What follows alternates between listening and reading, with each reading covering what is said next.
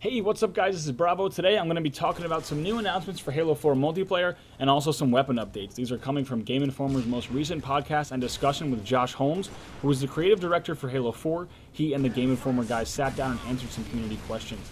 Also, this gameplay is a really fun game type that I like to run with the community and friends of mine. It's just a normal DMR start MLG game on Countdown, but everyone has a random secondary, as you can see. It's a really fun way to play. I suggest you guys all try it out. I ended up laughing the whole time, and I'm definitely going to be playing it some more. So let's get right into the summary. Forge will be back. It's such an important part of supporting Halo's community, and they say, they really want to support the creativity in the game. I agree. It's a really big part of the game experience, and I'm glad to see that it will be supported. And they also say some improvements and changes will be made, so looking forward to seeing those, of course.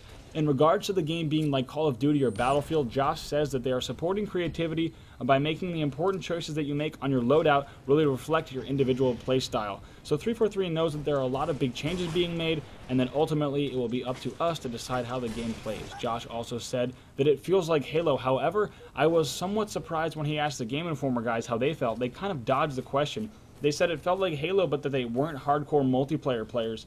A lot of people don't like what the Gameinformer guys have said all along, so I'm just going to dismiss this because you can't have people who aren't hardcore multiplayer fans commenting on the gameplay after only one afternoon of playing at 343. I don't know how this was organized, but I hope in the future, people who give us these first impressions of the game are more invested in the multiplayer aspect of the series. It's great that they can comment maybe on the campaign issues and the story side, but not just for our sake. I think they've caused a little bit of a mess for 343 of people doubting this game, so people have been jumping to conclusions, and I just don't think all of that was necessary, based just on what the Gameinformer guys said. Next, 343 will be giving players the ability to make choices and build their own characters throughout the entire game, so not just multiplayer, but also through things like campaign. This has been important to 343 since the beginning. You can kind of build a career as a Spartan aboard the Infinity, and you earn tangible rewards as well as cosmetic rewards for your Spartan.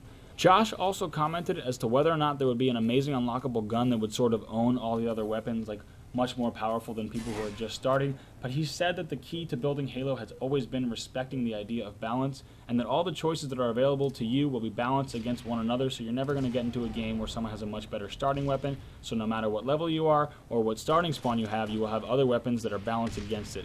He said it's going to come down to your playstyle in certain scenarios. So to add to that, if someone drops a weapon that is not in one of your loadouts, you can of course pick it up. You're not going to be limited by what is in your loadout. This was good, and of course it's expected.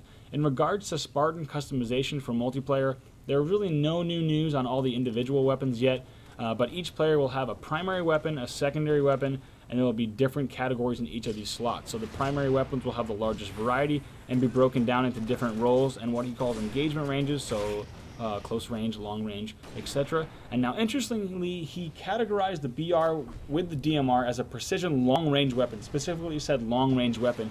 And I'm not going to take this too seriously, but we have been told in the past that a DMR will beat a BR at long range, and the BR is more mid-range. So I found this a little bit interesting nonetheless. Josh also feels that loadouts will be built around the armor ability that is associated with, and the armor ability defines the playstyle of the player. So I didn't really like all of this talk personally. I'd much rather have players building loadouts around their task and their role, kind of their responsibility on the map, what they want to do. Not necessarily if you have a jetpack, then you choose your weapons. I want it to be a little bit the other way around. I think it's kind of a backwards way to approach making a loadout. So I'm a little bit skeptical about this, but optimistic nonetheless. There's going to be a full list of loadouts announced closer to launch, so I'm going to have to wait for that. So you can obviously make changes to your loadouts, being you can switch loadouts in the middle of a game to react how an enemy team is playing, but he didn't specifically mention if you could manipulate an individual loadout mid-game. This would be time-consuming and difficult to do in between spawns, so I'm going to guess that's a no. Also, we knew that there was no dual wielding, but we did not know that the game originally did have dual wielding, and the team decided as a group in the end that dual wielding would not fit into the balance and customization. It's already complicated, so I agree it would be way too complex.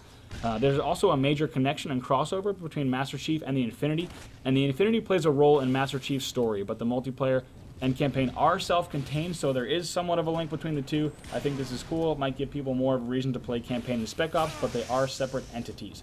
There's also spartanops. It will not cost any extra money. Absolutely not cost any extra money, they say. I think this is great. A lot of games have charged for this in the past. Spartanops will be a lot of fun, and thank you 343 for not sucking us dry of all of our money. So female Spartans can be played, and cosmetic unlockables will allow you to dramatically change the look of your Spartan. Just like we saw in Reach, people have very different looking Spartans. More creativity, I think that's great for the series.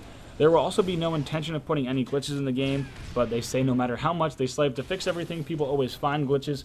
From his perspective as a developer, he hopes there are no glitches, but I'm sure some of us hope that skill gap increasing glitches may possibly be found over time. You know, I'd be surprised to find any, but it'd be awesome if there was a BXR or a backpack reload, etc.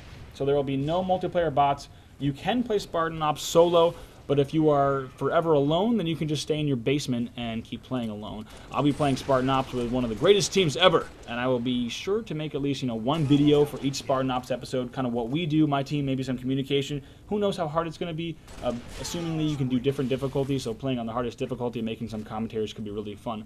There's also going to be daily and weekly challenges, but they're not being discussed at this time, but 343 does realize how valuable they are. There are also no plans to support dedicated servers because they feel that their current model supports multiplayer matchmaking just fine, which was a little bit interesting to hear. Dedicated servers are generally viewed as the best way for multiplayer to be played as a multiplayer experience, but they say their current netcode at the current time will support their multiplayer experience just fine. So, we gotta trust them in that. Matchmaking will also be balanced by player skill. We don't have any real details on this, but once again, they talked about taking away the advantage of experienced players. This is something I don't like to hear, but they say it will come down to player skill, so it doesn't make 100% sense because we don't have enough details yet. I don't really love the sound of it. We're going to wait to see how matchmaking works. So that is that. And also on Wednesday, we got some new art from 343 on the Gameinformer site. These include some black and white pictures of weapons, several that we expected to see, including the DMR, the assault rifle, the BR, and of course the sniper rifle. We kind of all expected these to be similar to how they've been in past games. Not really big changes made there in weapon, impact, clip size, perhaps recoil changes will be made as we've heard about. It's going to be interesting to see, as I started to say earlier, how the BR and the DMR will fit together. But we now have the new edition of the Railgun. This description states that the ARC-920 Railgun is a compact channel linear accelerator that fires a high explosive round at incredible speed, delivering both kinetic and explosive force to both hard and soft targets alike. We did get a chance to see this weapon on the cover of OXM right here, and I'm excited to see some more details, how the gun is going to work and really how it's going to fit into competitive play as well as general multiplayer. So thank you guys so much for checking out this video. I hope you found it informative. If you did, please give it a like, and also be sure to subscribe for some more Halo 4 news in the future. Also some analysis and breakdowns of new details and trailers. So go ahead and also leave me a comment what you think about these most recent announcements, what you're looking forward to, and what you definitely do not want to see in the game. Take care. Thank you so much for watching again. I'll be back with episode 2 of my So Sick Top Halo Reach plays very soon.